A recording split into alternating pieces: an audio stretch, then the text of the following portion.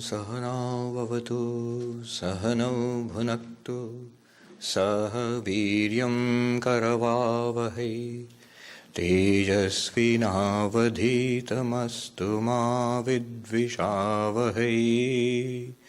Om Shanti Shanti Shanti. Om. May Brahman protect us both, the teacher and the taught. May Brahman give us the fruits of this study. May we accomplish great things together. May this study enlighten us. May there be no disharmony amongst us. Om, peace, peace, peace. Welcome to the first class on, the subject is Introduction to Vedanta, or Vedanta 101 as somebody put it.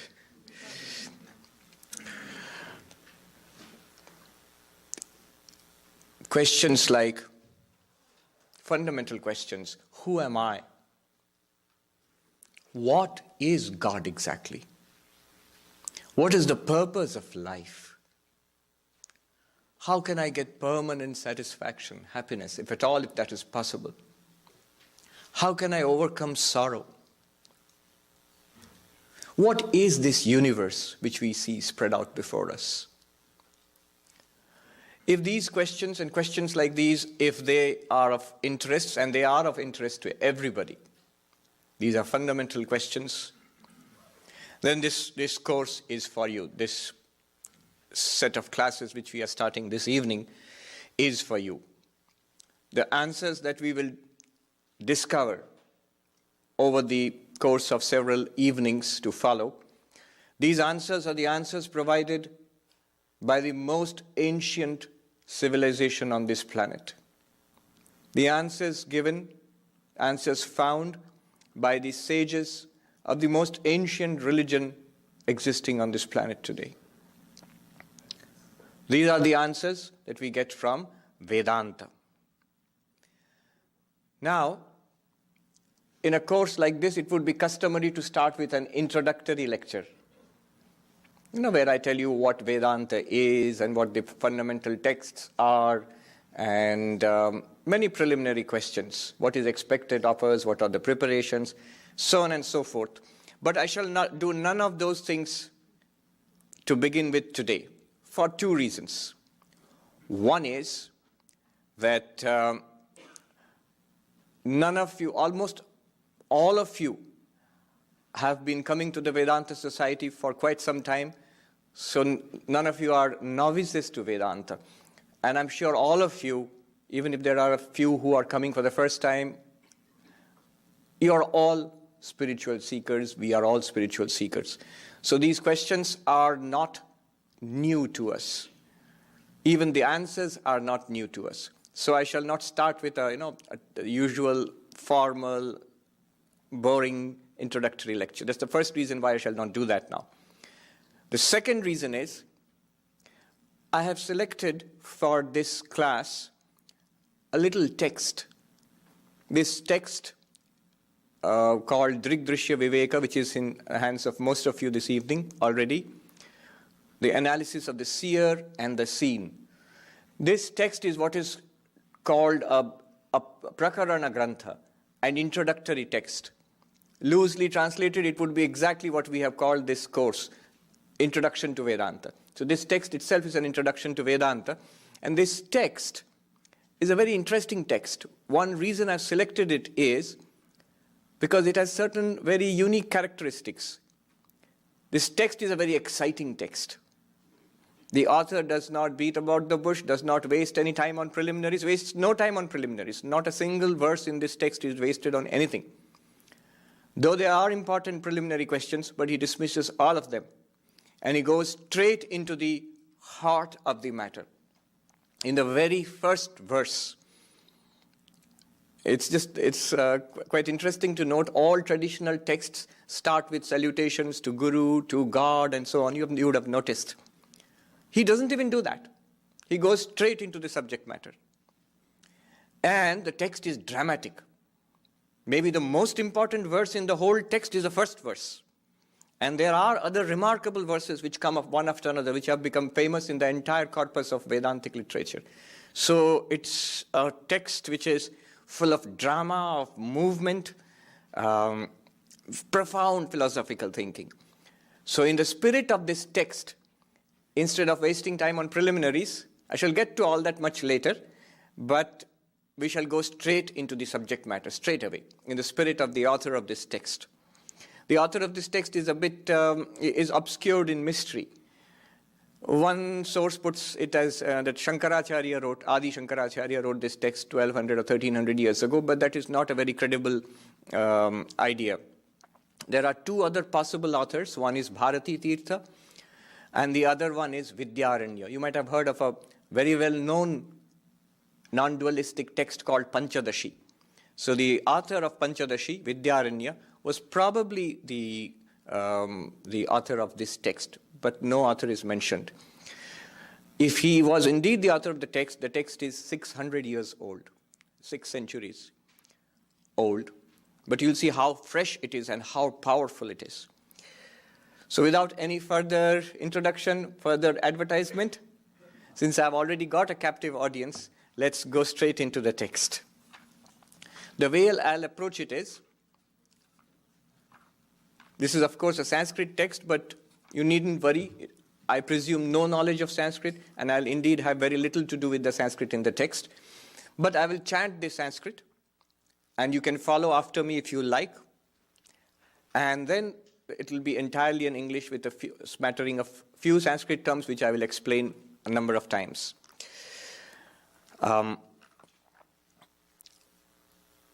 2 points about using this book. If you can read the Sanskrit text, very good, you can read it. Otherwise, you can read just the English translation. So here you have the Sanskrit text, you have the word-by-word meaning of each word translated into English, and the meaning of the entire verse given in brief, followed by certain notes. So you can read the English translation. I would ask you not to go into the notes now. I would ask you to concentrate on what I am saying. Later on, if you like, you can go to the notes. Often the notes are not very helpful. They're a bit dense. So focus on what I am saying and try to follow that. The book has 46 verses. There are 2 versions of this book, one with 31 and one with 46. The entire text is here. But traditionally, it is said that the 31 verses 1 to 31 are the original verses, and we will see that it completes the whole text. So we shall study 1 to 31. The scholars feel that the verses from 32 to 46 have been added later. So we will not go into all that. When we study this, the procedure I would like us all to follow is threefold. First, we shall study the verse. I shall talk about, translate the meaning and talk about the meaning. So the first stage is, am I able to repeat back what is there in the text? I won't ask you to repeat back the Sanskrit original, though that is what is done in traditional traditional gurus in Uttarakhand. They will ask the students to memorize the text. I will not do that for fear of scaring away the audience.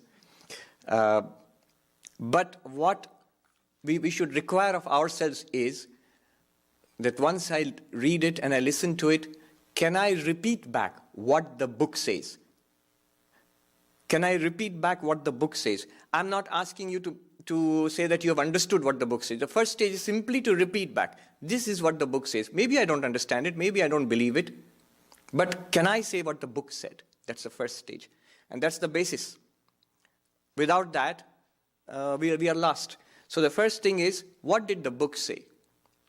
In the next stages, do I get it?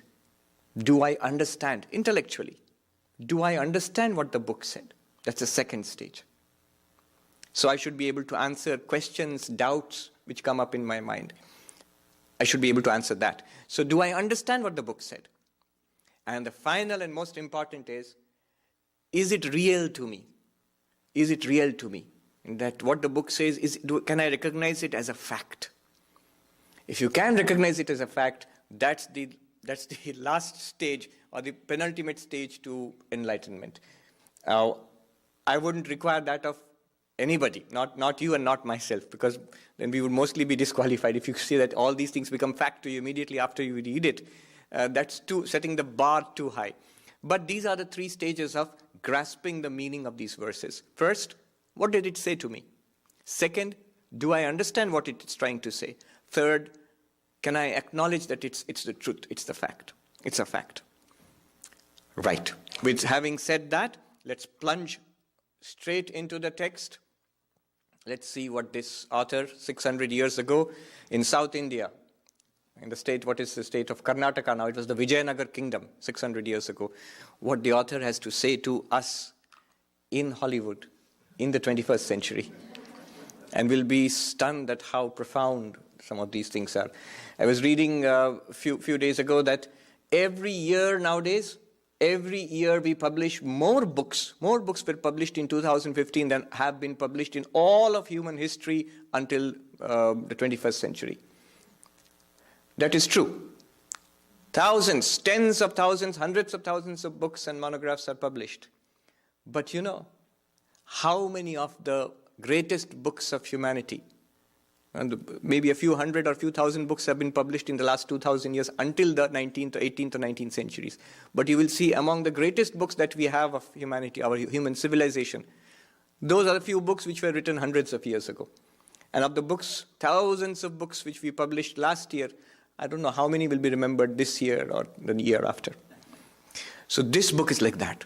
It embodies timeless wisdom. The core of not only Hinduism, this is the core of all religion. Especially in this modern age, the age of reasoning and questioning. The answers are here. We shall see all that as we go in.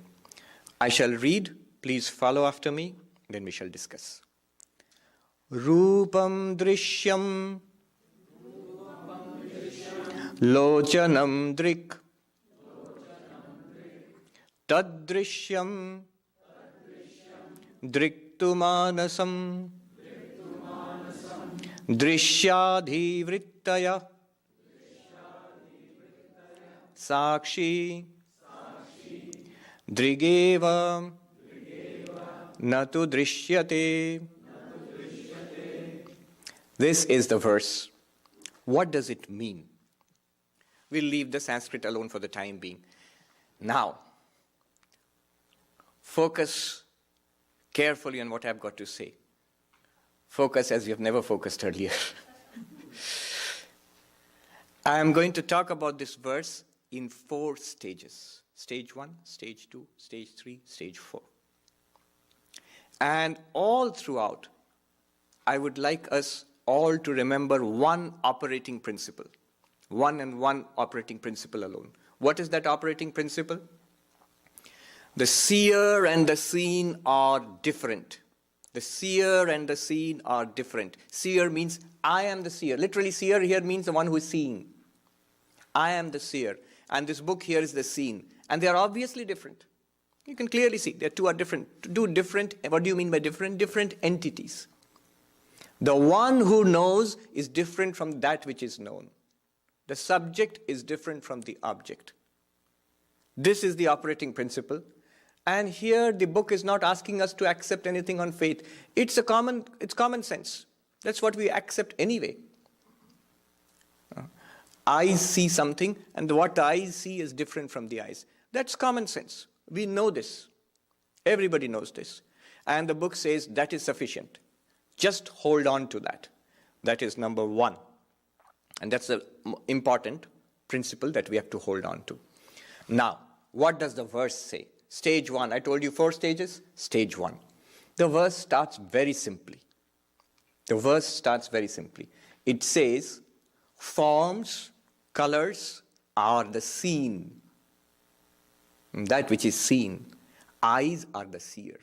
The eyes are the seer. The eyes see and the forms are seen. They are not making a sophisticated statement. not a scientific statement, not a deep philosophical statement, just common sense, just the way we experience the world. Eyes are seeing, and the forms and colors in the world are seen. Now, what is the principle that we are going to hold on to? The seer and the seen are different. So, the eyes are different from what they see. Quite obviously true. What I'm seeing around, they're all different from my eyes. In fact, unless an object is at a distance from the eyes cannot see. Even the spectacles which I wear on the bridge, if you wear spectacles on the bridge of your nose, the spectacles also must be at a little distance from your eyes. In fact, the only thing that the eyes cannot see are the eyes themselves. Eyes cannot see themselves. You can see a picture of your eyes, you can see a reflection of your eyes. The eyes cannot directly see the eyes themselves. They can only see things which are different from them. So the seer and the seen, the eyes are the seen, eyes are the seer, and the seen is this world of forms. Literally, the Sanskrit term rupam means color, but also you can extend it to forms. All shapes and forms, whatever you see, actually in your visual field, they're all different from the eyes. Now, what the verse is going to do here is, like any good teacher, the verse, the book, the author starts from the known and will take us to the unknown. Like any good teacher. From the near to the far. From what is to what shall be. That is the golden rule of teaching. From the known to the unknown, from the near to the far, from what is to what shall be. And that's what the author is doing. First, he states something that's so obvious, we will feel like, right, many of you would be feeling now, okay, you advertised it a lot, now can you get a move on? We know this is very simple. But wait, we are going to take a few more lessons from this and then move ahead. First one, we all know, the seer and the seen are different. That's one. Second, the eyes are one, I don't mean we are one-eyed, the one organ of vision, the same organ of vision, and the things the eyes see are many. I can see white here, black here, gray here, blue here, so many shapes. I can see people here, benches and the carpet and the light and this beautiful hall. So many things, so many forms, all are seen by the same eyes. So what is the principle we extract from this? Eyes, the seer is one, the seen are many. The seer is one, the seen are many. That is one lesson we take from this. The second lesson we take from this is, if I sit and watch here, I'll find what I see is continuously changing. This hall was empty, people came in, this hall was dark, it has been lit up, after some time we'll all go away. What you see keeps on changing, isn't that so? The eyes being relatively the same and unchanging, relatively. It's part of the body and body is changing, of course. But relatively unchanging, what it sees continuously changes. So the seer is relatively unchanging, seer remaining unchanging, the seen keep changing. The seer remaining unchanging, the seen keep changing. So three things we are taking from this. The first thing is our original lesson, that the seer is one, the seer is different, and the seen are different. That's number one. Number two, the seer is one, the seen are many. Number three, the seer is relatively unchanging, the seen keep changing. Okay, that's stage one. Now let's go deeper. Let us go deeper.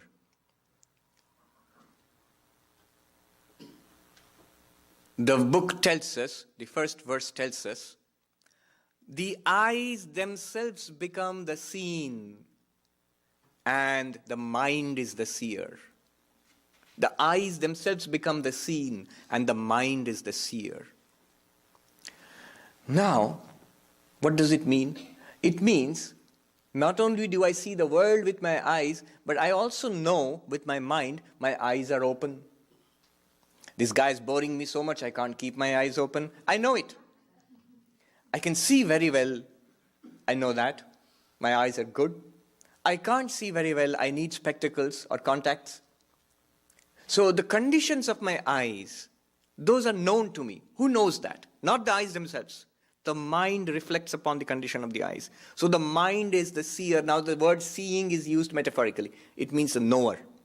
So the mind becomes the seer, eyes become the seen. The mind becomes the knower, the eyes become the known. The mind is the knower, the seer, and the eyes become the known or the seen. Fair enough. We know all the conditions of the eyes and all the body, in fact. Not only the eyes, the same applies to the ears and the nose and all the sense organs. In fact, the whole body. It is the known and the mind is the knower. Now let's apply the 3 lessons we learned earlier. The 3 principles. The first and fundamental operating principle. The seer and the seen, the knower and the known are different. Is it true that the mind is different from the eyes? Yeah. Pretty obvious. Mind is, whatever the mind is, it's definitely different from the eyes. Different from the ears or the nose or the skin or the tongue. So, the mind is different from the sense organs. Number 1. Number 2, the conditions of the eyes keep changing. The conditions of the eyes and the ears and the nose, they are many. Sometimes eyes are good, sometimes the ears you cannot hear well, and so on. All of these variety of the conditions of the sense organs of the body is known by the same mind. The same mind knows the variety of conditions of the different sense organs in the body. Second. Third, the eyes, the conditions of the eyes, the ears, and the entire body, they keep changing. The mind, compared to that, relatively unchanging. It's the same mind after all. Mind changes into mind, but the eyes, ears, body, they all keep changing in various ways. So the variety of changes in your body are known by the same seer, the mind. That bears repeating. The seer and the seen are different. Number 2, the seer being one, the seen are many. Number 3, the seer remaining relatively unchanged, the seen keep changing. And again it's obvious. Again it's obvious. Now, let's go deeper. Now the magic begins. The third stage of the verse talks about the mind itself as seen. The mind itself as seen. Are we not aware that I can understand what this person is saying? Are we not aware that I cannot understand what this person is saying? When I want something, a desire, I'm aware of my desire. When I'm happy, am I not aware that I'm happy? When I'm sad, am I not aware that I'm sad? When I can remember something, am I not aware that I am remembering something? If I cannot remember something, my memory is failing me. Am I not aware that I cannot remember something? So all the functions of the mind are known to us. Whatever is happening in the mind are more or less known to us. We are aware of it. Therefore, the mind is also something that is seen. It is something that is known. We can immediately do it. Close your eyes and look into the mind. It's called introspection. You can do it. So, the mind is something that is known. If the mind is known, the mind is something seen. And there is a seer of the mind. There is a knower of the mind. What it is, we don't know exactly, but we can call it the witness. The Sanskrit term is sakshi. Let's call it the witness. Why would you call it the witness? Because it is that which sees the mind. It sees the mind. So the mind becomes seen, and there is a seer of the mind within us. So what? Well, here is where things start getting fun. Let's apply those 3 lessons. Number 1, the seer and the seen are different.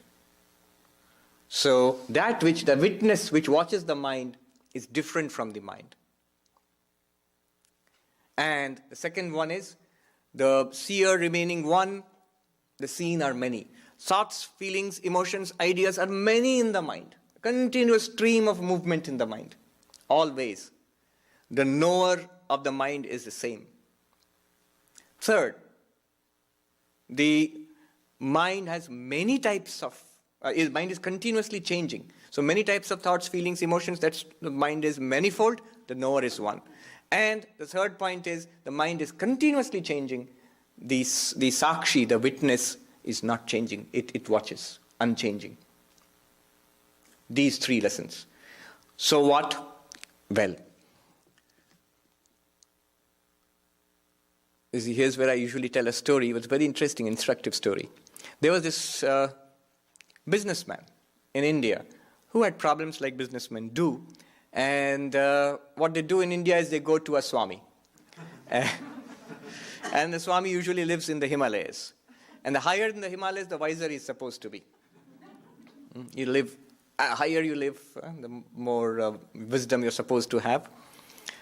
And it gets colder and you're supposed to wear less and less clothes as you go up there. And that's a really great Swami. I remember seeing this cartoon in Reader's Digest long ago. And they had this comic, peaks, mountain peaks, just like triangles, very sharp up there. A small one, a medium one, and a very high one. And on each of them, these peaks, there were 4 or 5 of them. Each of them, there is a Swami sitting there on the peak itself, in a yogic pose with long beard and looking up. Each of them are looking up. Now, when you look up at the highest peak, what are they all looking up at? On the highest peak is a television set. So they are all looking up there. So this businessman, this chap, he goes up to a pretty great Swami who lives very high up in the Himalayas, and he says to the Swami, "Oh Swami, I am miserable. I am miserable. Help me." Swami says, do you experience your misery? Do you feel your misery? He says, "Of course I do. That's why I've come to you." Then he says, if you feel your misery, if you know your misery, then you cannot be miserable. You are the knower of the misery in your mind. Because the knower and the known are different. Misery is a feeling in your mind.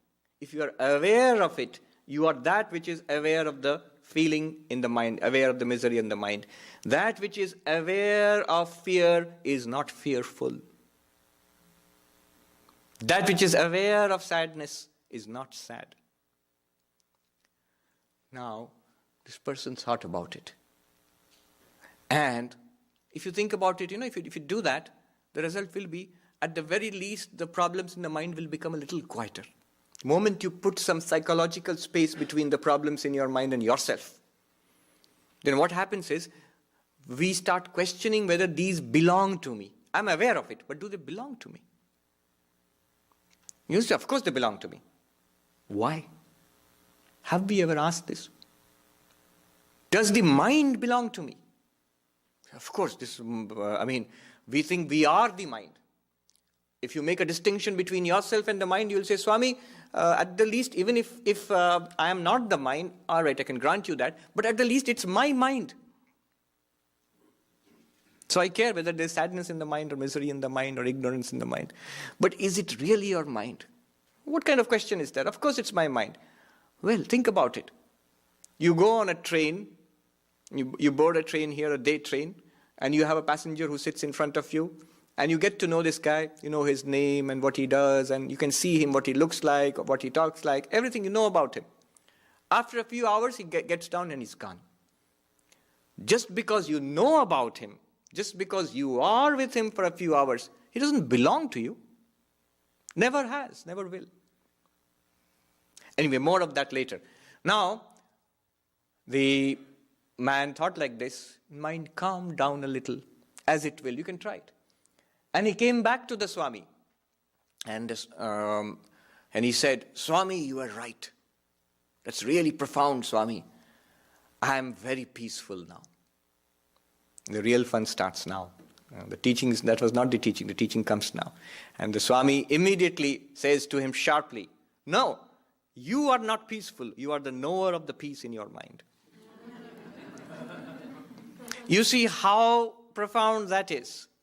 The moment I say there is misery in my mind and I get attached to it, and the Swami teaches me, that which I'm aware of is different from me. So I'm aware of the misery in my mind. So I am different from the misery in my mind. And the misery sort of diminishes, sort of becomes controllable. You can ignore it. And mind feels peaceful. The moment I say I am peaceful, I am again attached to the mind. What will happen is, this chap, when he goes down from the Himalayas into Delhi or whatever else, like you go away from here into 101, the peace disappears again. That's the nature of the mind. If you're attached to the peace in your mind, the moment the mind loses its peace, you say, oh, in the Vedanta society or in the Himalayas, I was so peaceful. Now I have lost the peace in the mind. You are a knower of the peace in your mind. You are the knower of the lack of peace in your mind. You are the knower of the happiness in your mind. You are the knower of the misery in your mind. You are different from the happiness. You are apart from the misery. You are the observer, quite different from the peace in your mind. In fact, thus being different from the peace or the lack of peace in your mind, that is true peace. In the Upanishads, Mandukya Upanishad, one of the names for the Atman, the self, one of your names is peace. Shantam Shivam. The name of the Atman is peace. It's not that the Atman, that the spiritual self is peaceful. It is peace itself. Whether the mind is at peace, whether the body is at peace, whether the world is at peace, you are eternally undisturbed. That peace, that is the witness. That is what you are. Even when you clutch the mind to yourself, this is my mind. The misery of the mind is my mind. The ignorance of the mind is my mind. The unspiritual nature, the worldly nature of the mind is my mind. Even then, we are telling ourselves something that is false. We are attached, so strongly attached to the mind, and through the mind to the world. I often give this very stark example we find in the Vedanta among the Swamis in the Himalayas. Think of the greatest possible attachment in the world. The greatest possible attachment, human attachment in the world, is the attachment of a mother for her baby. The greatest possible attachment. And it's a good attachment. The baby needs it. But it's the greatest possible. It's extremely strong. Whatever the mother does, somewhere at the back of the mind will be an awareness of what the child is doing and how the child is. Now imagine that mother, when the baby goes to sleep and finally the mother goes to sleep. I can see some lady smiling. Swami, you don't know anything about babies. Mothers do not get much sleep. Yes, but when the mother finally goes to sleep, that mother, so tremendously attached to the baby, would not like to be separated from the baby for more than a little bit of time. That mother happily, completely, totally forgets the baby. Not unwillingly, willingly goes into deep sleep, complete forgetfulness of the world, of the baby, of her own body, everything forgotten. And the mother does that every night. And does it willingly and happily. It's a common experience. We never reflect upon it philosophically, what it means philosophically. So, whatever is there in the mind, you are the witness of that mind. And the witness is ever separate from the mind. The very fact that you are the knower of the mind means you are not the mind. Not yet Vedanta, very far from it. But already, just about every problem in the world is solved. What a strange statement, Swami. Think about it. Problems are in the world, or in our bodies, or in our minds. If you are separate from the mind, you are an entity, you are independent of the mind and the body. The problems of the mind and the body do not touch you. You may be aware of them. When they come up, you are aware of them. When they go away, you are aware that the problems have gone. But they are not your problems. They never were, they never will be. You are free to hold on to them. My misery, my poverty, my failure, my desires. You are free to hold on to them, but they do not belong to you. You have to learn to let go of what you cannot hold on to. It will go away anyway. It has come, you imagine that you are holding on to it. It will go away. However hard you hold on to your worst problem, it goes away. It goes away every night. Just think about it. The guy with the worst kind of problems in the intensive care unit of the what's the hospital, Cedar Sinai? In the intensive care unit of that hospital, of dying, multiple diseases, organ failure, no hope. The moment that guy goes into sleep, into deep sleep, that guy's deep sleep and the billionaire's deep sleep and Obama's deep sleep, the president, most powerful country in the world, their deep sleep is exactly the same. No problems. All right. Now, learning to let go. I can't help but tell you that little story here. It's another of the stories the Swamis in the Himalayas tell. What is this learning to let go?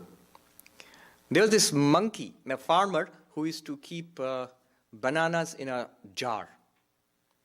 And the jar had a narrow neck. And there was a monkey who watched this. And when the farmer would go a little distance away, the monkey would come down from the tree and put its hand in the jar and take out the bananas and run away. And the farmer thought, how do I control this pest? So what he did, he got a jar with a much more narrower neck. And he put it there and he forced the bananas inside one by one. The monkey watched all this. When the farmer went a little distance, the monkey climbed down, put its hand in, you can imagine the triumphant grin, and caught hold of the banana. But the problem is now, it can't pull the banana out of the jar. Because the neck is not wide enough for the banana and its hand.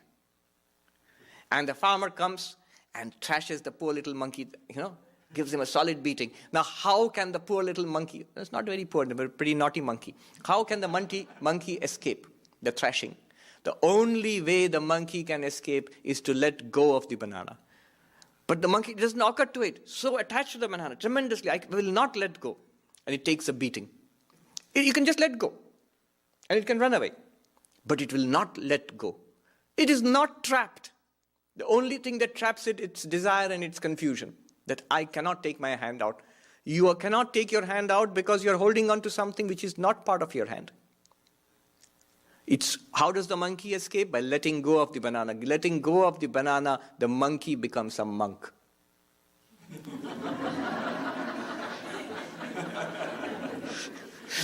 You let go of what never belonged to you anyway.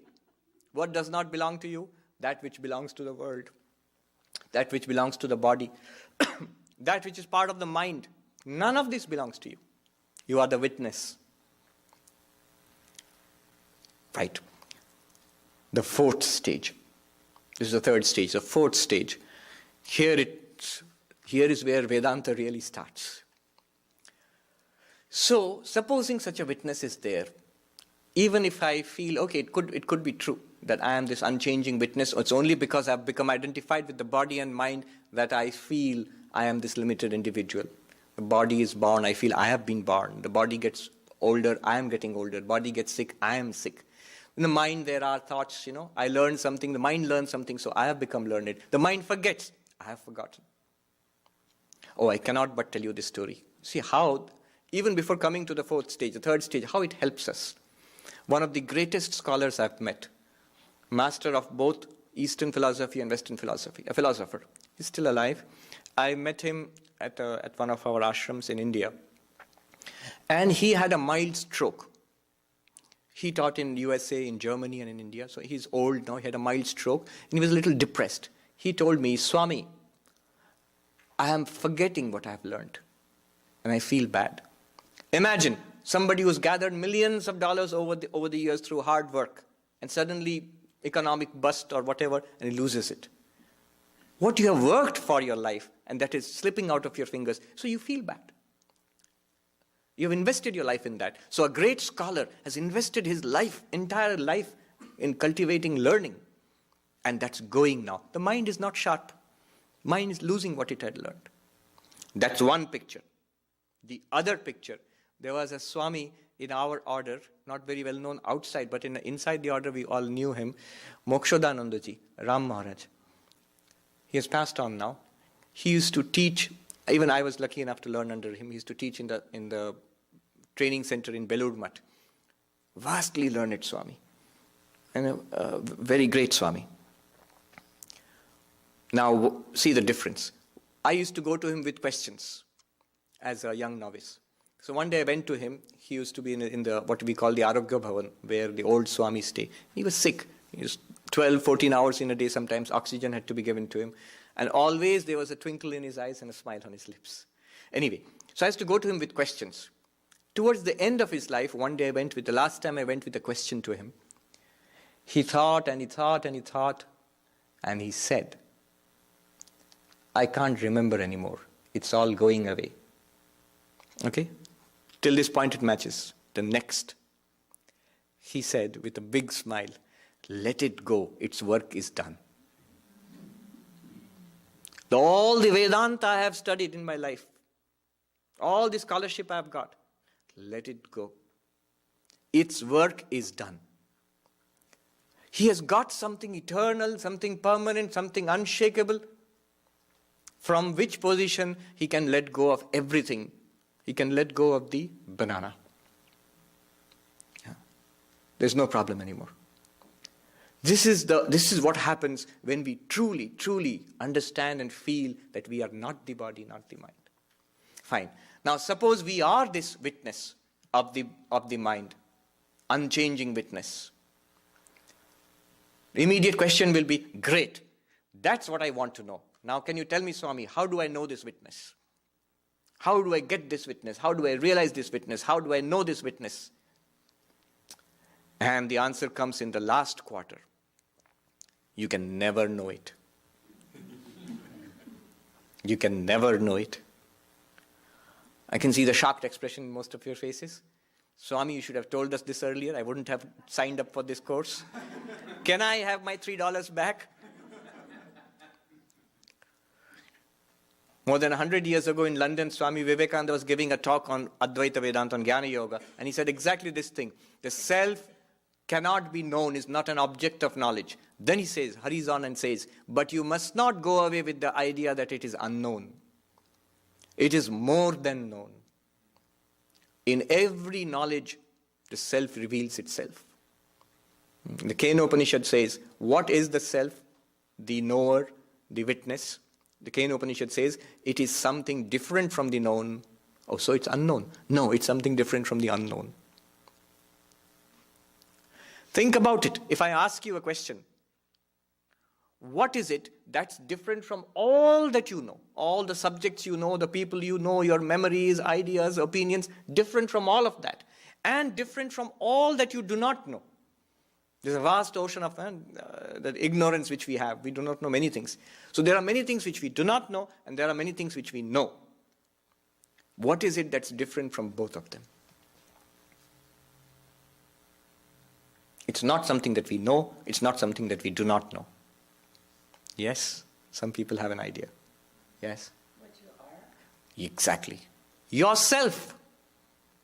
You say, no, Swami, I know myself. What do you know about yourself? You know what your passport tells you, your driver's license tells you.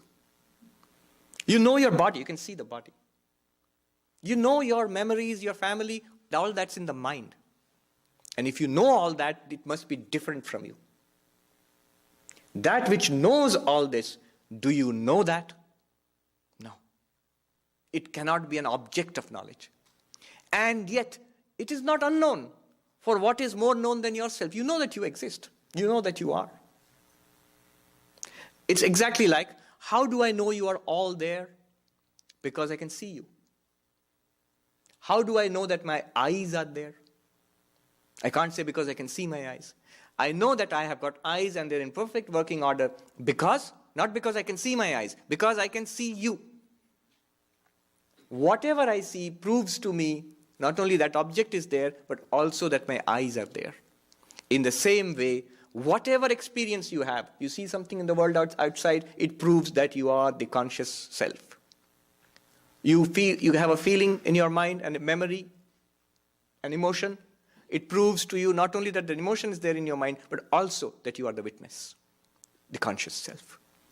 Every experience is a proof that we are consciousness, we are this witness.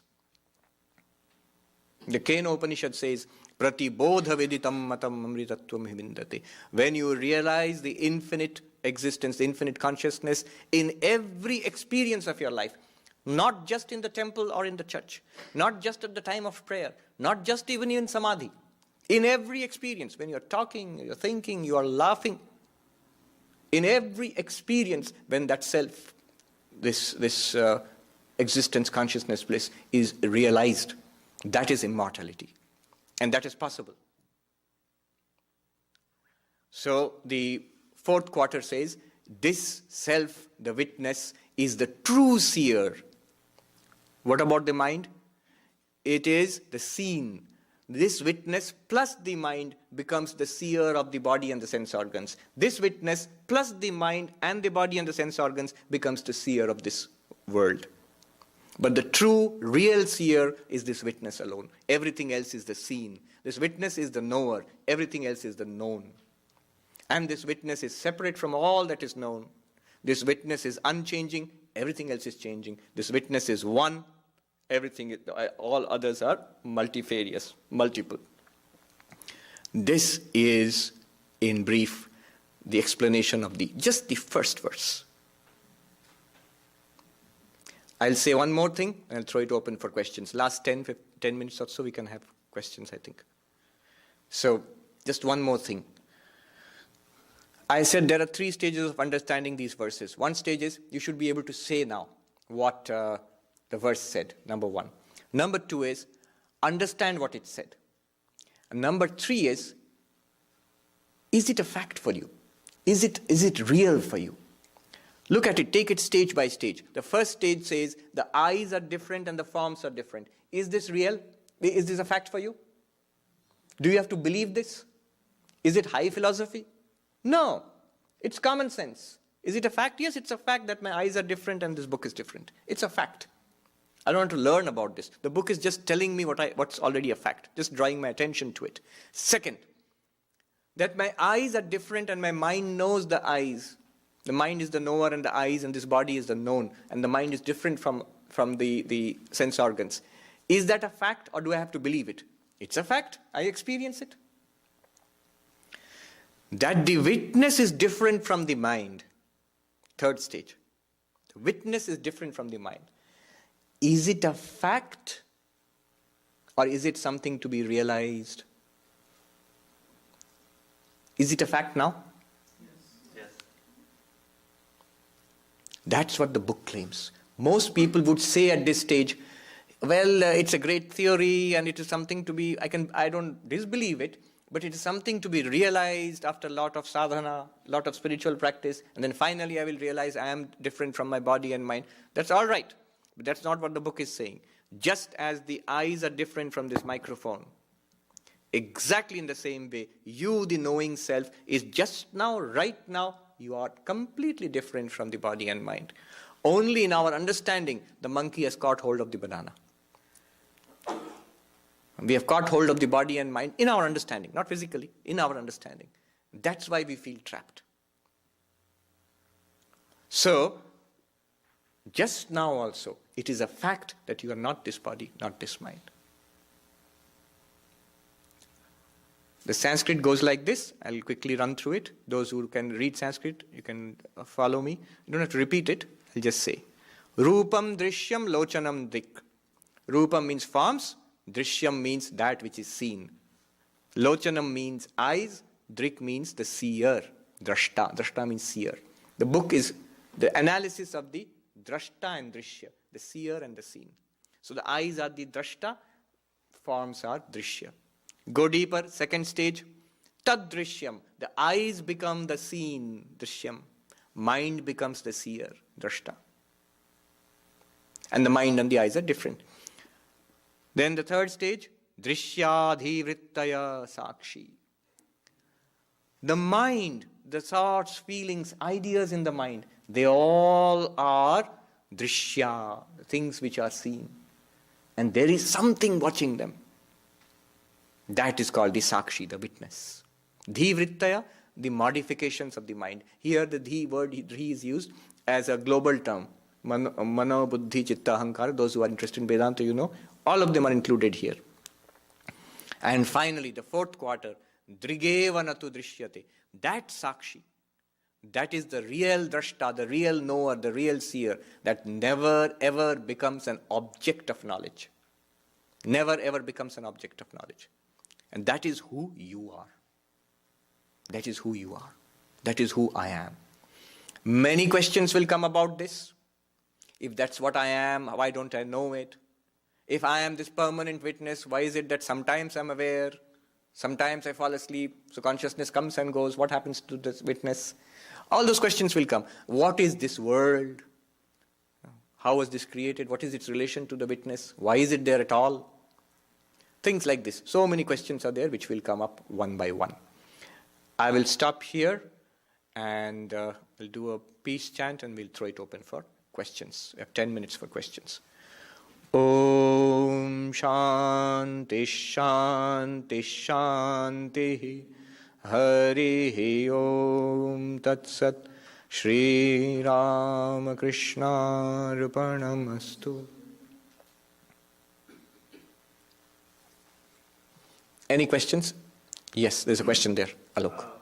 Let's say I get punched in the stomach, and how do you separate the witness from that pain, or is there a way to do that? You have a pain, an ache in your stomach, suppose. Somebody punches Punches me in the stomach. Well, first of all, deal with the guy. You can punch him back or whatever. then you can do Vedanta.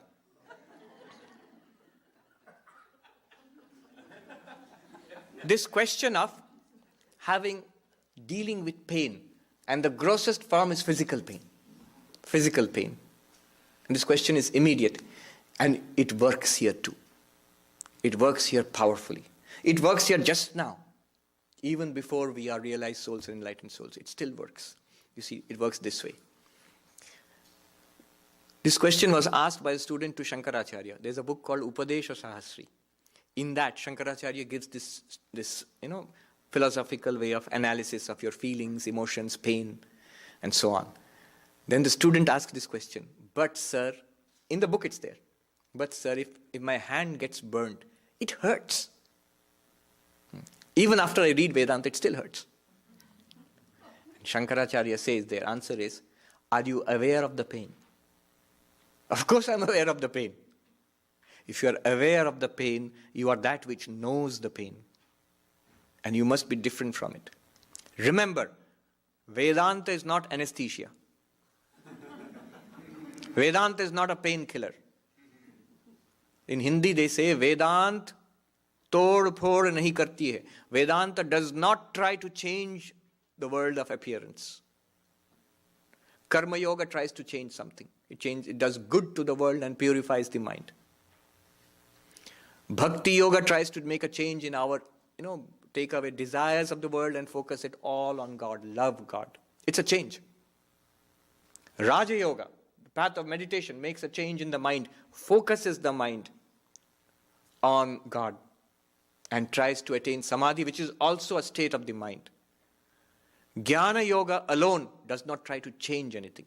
It just tries to get knowledge, which removes ignorance. So, it's not going to take away your pain. But what it's going to do is something more profound. Sri Ramakrishna, terrible pain of cancer in the throat. He's lying there sick and weak in Kashipur, in Calcutta, last days of his life. And Swami Turiyananda, Hari, he comes and he asks, Sir, how are you today? And Sri Ramakrishna sort of croaks, I can't eat, it hurts. And Turiyananda, I don't know why, he said, well, I can see that you are in great joy. And Sri Ramakrishna bursts into laughter and he says, this rascal has caught me out. Shaladhariniyach. This rascal has caught me out. That it pains and it hurts and I can't bear it anymore. Up to this, we all understand. We experience that. The next part of it, it does pain and it's terrible, and at the same time I can transcend it in a blink of an eye. That is possible only for the Jnani. The same Hari Maharaj, Turiyanandaji, in the last days of his life, 2 incidents I'll tell you. One is with Swami Atulananda, Gurudas Maharaj, with whom he was in America, and later on in Banaras and in Kashi, in India. They traveled together. Once, somewhere, I think near Hardwar or somewhere, there was a group of pilgrims and they were sitting together at night. Swami Atulananda, who was Dutch and also American, he was here in America. He was a Swami, and Swami Turiyananda. They're sitting together talking about Vedanta. A group of pilgrims had gathered around them in the campfire and listening to talks on Vedanta. And then somebody disputed it. Look, sir, all this sounds fun. All this sounds great. But that you are not the body, it's easy to say these things. If you put your hand in the fire, won't it get burnt? And Turiyanandaji says, I can do that. I can put my hand in the fire, it will get burnt, but it does not affect me. And he rushed to put his hand in the fire, and the others jumped in and caught hold of him and pulled him back. Now, this is one incident. The second incident is very well known. He was in Kashi Shevashram, old, in his old age, and he had a wound in the hand. Once he had a carbuncle also, there was an operation, but also a wound on a hand and finger, and it had to be lanced. A doctor came to lance the wound, and the doctor said it's going to hurt terribly. And I'm to put an anesthesia. And the Swami said, no, there's no need to put an anesthesia. You can operate. And the doctor did operate, and the Swami sat there calmly, smiling. Established, I believe, in the knowledge that I am not the body and not the mind. There is a cutting in the hand going on, there is bleeding there, and there is terrible pain there. I watch all of that. That knowledge is so strong within it that the knowledge itself calms down the mind which wants to react in shock and pain. The funny thing happened the next day. The next day the doctor came again to dress the wound. And he opened the bandage and he was about to dress the wound, and the Swami shouted in pain. The doctor was surprised. Swami, yesterday, this hurts, I know, but yesterday when I operated upon it, it must have hurt much more. You had no reaction then, and you are shouting in pain now. What is the mystery? And the Swami said in Bengali, Bolbe to age, mon tule nitam. You should have told me that you are going to touch it. I could have, lifted my mind from the body. They can do it immediately. So it's possible. And I'll come to that. But I cannot help but add the funny sequel to all these stories. This is a well-known story. I don't know how true it is. Among monks of our order, it is well known.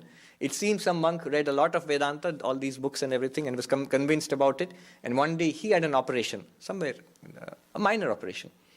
And the doctor said, do you need anesthesia? And he said, no, I am the Atman, Chidananda Rupa Shivoham. Go ahead and cut. Are you sure, Swami? It's going to hurt. What do you say? Hurt like blazes.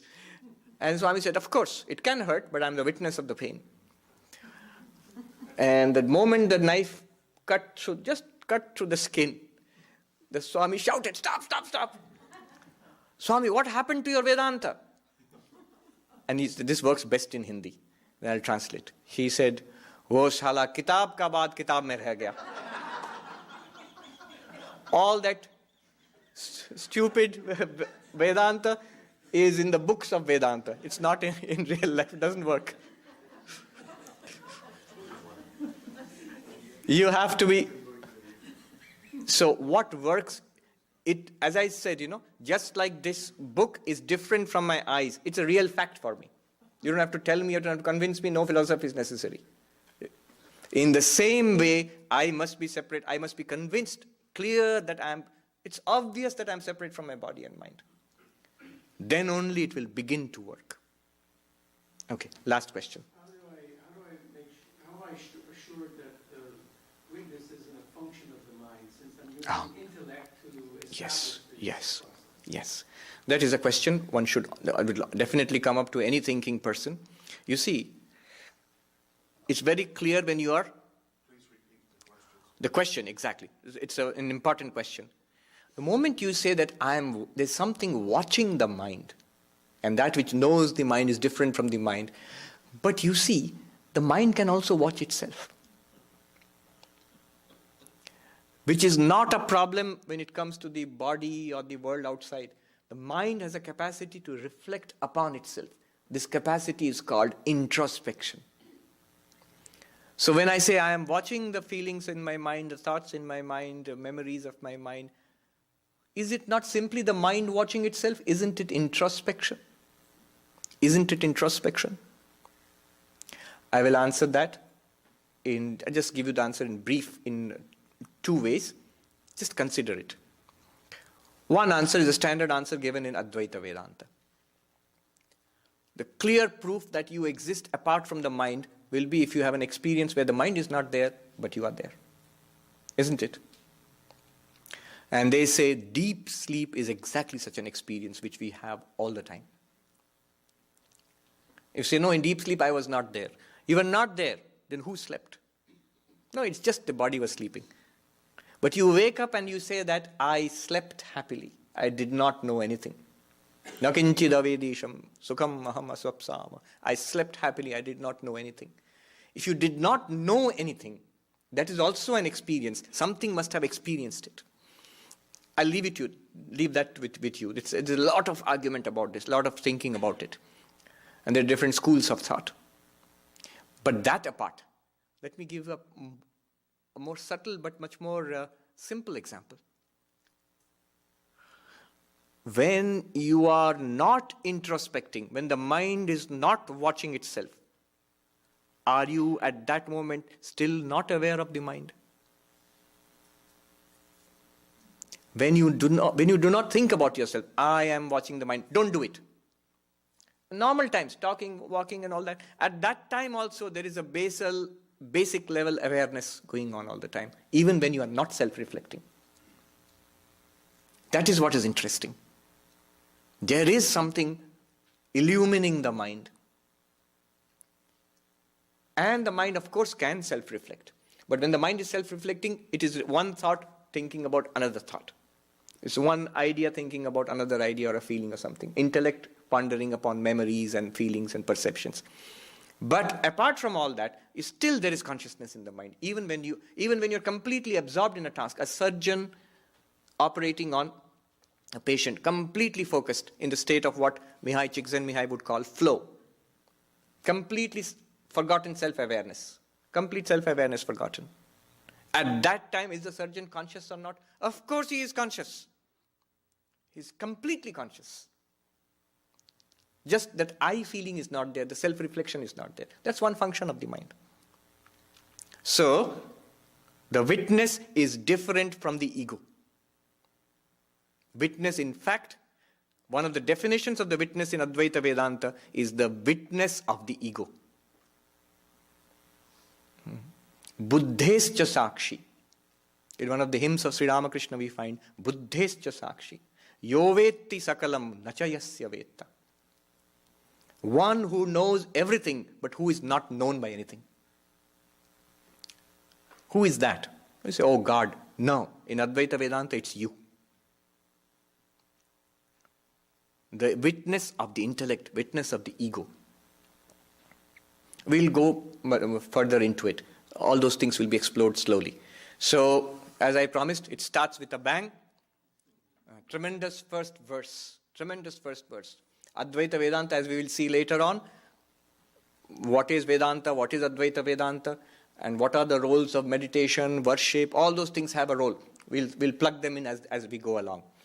But it claims that all the worship that we do, all the religion that we do, all the good works that we do, all the meditation that we do, all of it is supposed to culminate in this knowledge. This is the crowning jewel of philosophy in India. Dr. Radhakrishnan called Advaita Vedanta the fairest flower of Indian philosophy. I might even say it's one of the grandest philosophies the world has ever thought of. So we shall undertake this journey. It won't take very long. It's a small book. Maybe in 6 or 7 months, if we get 2 classes a month, we can cover the whole thing. Thank you very much. Thank you.